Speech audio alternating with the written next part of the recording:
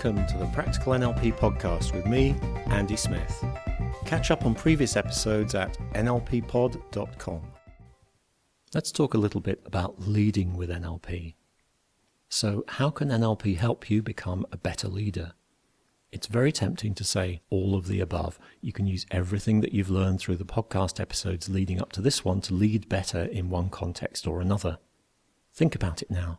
What are the most important things that you've learned from NLP so far that will help you be a better leader?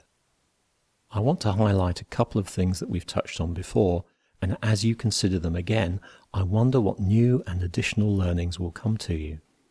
Firstly, the importance of congruence, integrity in a leader. When you heal any internal conflicts or dilemmas you might have had, you become more effective as a leader. With parts integration and getting all the levels of change in alignment, you now have ways of doing that. Mahatma Gandhi said, "You must be the change you wish to see in the world." In other words, the most effective form of leading is leading by example.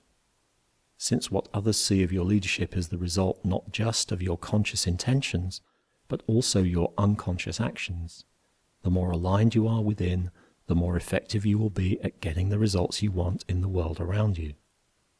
Secondly, remember your effect on the emotional climate of your team or your business. As we said way back when we learned about pacing and leading, the leader of a team has more effect than anyone else on its emotional climate because, in times of uncertainty, people look to the leader for clues as to how they should behave. You don't just lead by example when you're physically present. Even the stories that people hear about you can affect their behavior, for good or ill. Let's take blaming others as an example of the kind of behavior that can be influenced. A study by the University of Southern California's Nathaniel Fast and Stanford's Larissa Tiedens asked people to read a report about the 2005 ballot defeat of Governor Schwarzenegger's efforts to reshape the state government of California.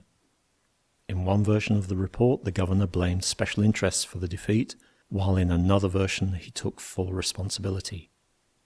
The researchers then asked the participants to write a short essay to explain a time in their lives when they'd failed. The participants who'd read the article about Schwarzenegger blaming special interests blamed others twice as much for their own personal failures.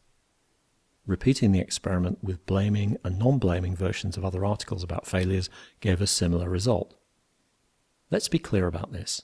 Arnie wasn't their immediate boss. He was just a leader that the study participants read about. How much more influence is what you say and do going to have on the people who report to you? So remember what you can do to improve the emotional climate of your team. First of all, lead by example. Keep yourself in a resourceful state using anchoring, submodalities, and all the other state management tools you've learned whenever you need to. A resonant leader creates a positive mood throughout the organization, their example encouraging everyone to contribute their best efforts. A dissonant leader who engenders a climate of anxiety and doubt through undermining people, through outbursts of anger, or a consistently glum outlook acts as a brake on the performance of the whole organization. It's okay to show emotion. The more expressive the leader in facial expression, voice tone, and gesture, the more influence he or she will have on the overall emotional climate. Inexpressive, stone-faced, monotone bosses create an emotional power vacuum that a more junior but more expressive team member can step into and become the emotional team leader. Even if you're not the boss, you can still have a positive influence on the emotional climate. If your boss has left an emotional power vacuum, it's even more important that you maintain yourself in a positive state. This will resonate with your colleagues and influence them to feel and perform better.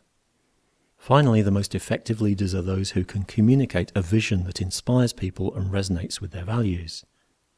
In the next podcast, we'll find out how to elicit values and set goals that are truly compelling. That's it for this week's podcast. Remember, you can see the show notes for this episode at nlppod.com, and you can download back episodes you may have missed from the online store at webstore.nlppod.com. See you next time.